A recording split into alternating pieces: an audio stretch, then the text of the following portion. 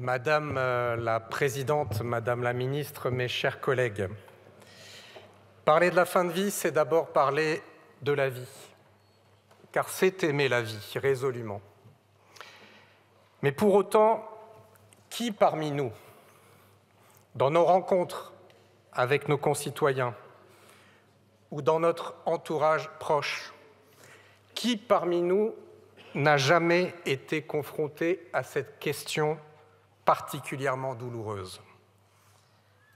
Qu'est-ce que vivre veut dire quand vivre n'est plus que souffrir sans espoir de guérir?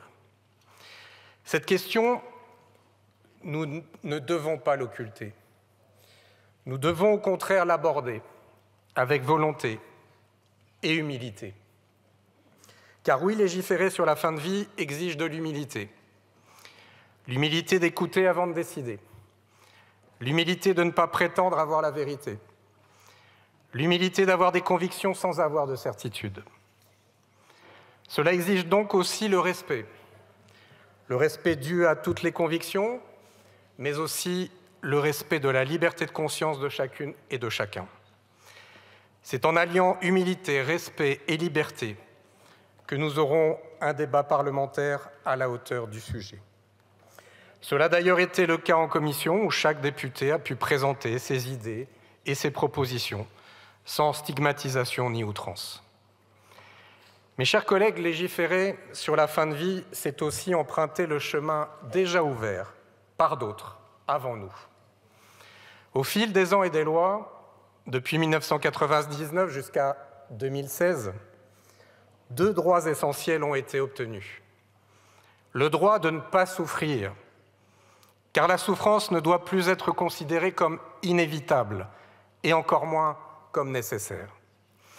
Et le droit de ne pas subir, c'est-à-dire le droit de dire stop à un traitement et de dire non à l'acharnement.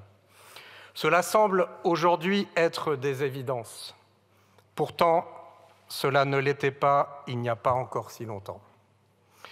Notre devoir est donc de faire de ces droits une réalité partout et pour tous.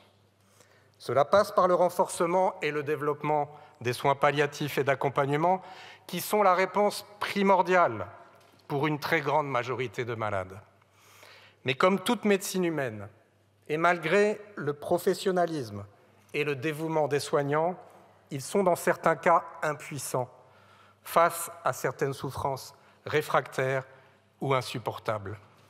Et oui, Madame la Ministre, vous avez eu raison de le dire, il existe des souffrances que rien ne peut soulager. C'est pour cela qu'il faut aussi un ultime recours, celui d'une aide à mourir afin que des êtres humains condamnés par la maladie ne soient pas aussi condamnés à l'agonie. Mes chers collègues,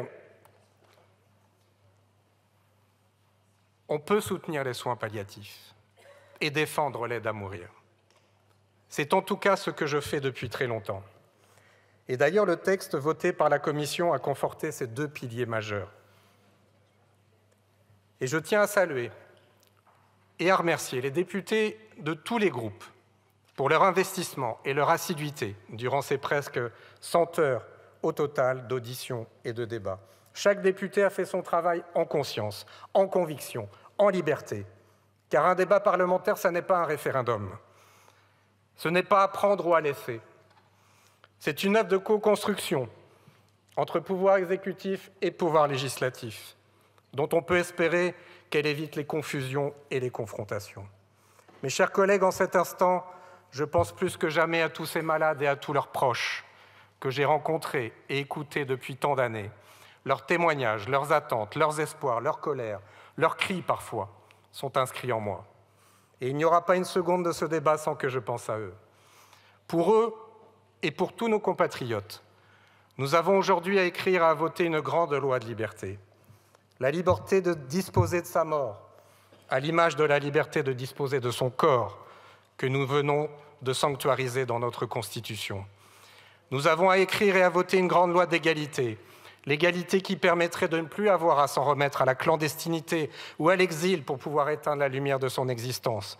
Nous avons à écrire et à voter une grande loi de fraternité, la fraternité d'accompagner chacun jusqu'au bout du chemin, conformément à ses choix et à sa volonté. À nous, mes chers collègues, de contribuer à écrire une grande et belle page de notre loi républicaine pour que demain, dans ce pays, on puisse partir comme on a vécu, librement et sereinement. Je vous remercie. Merci beaucoup, monsieur le rapporteur général.